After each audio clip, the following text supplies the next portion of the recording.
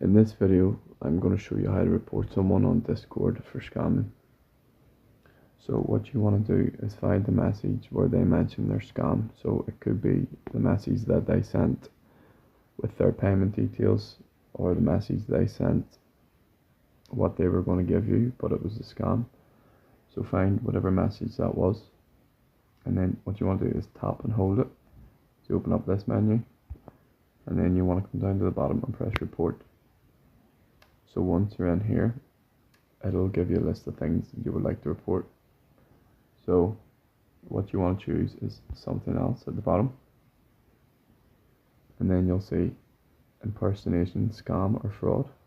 Press that, and then it'll be the very bottom one, scamming or defrauding.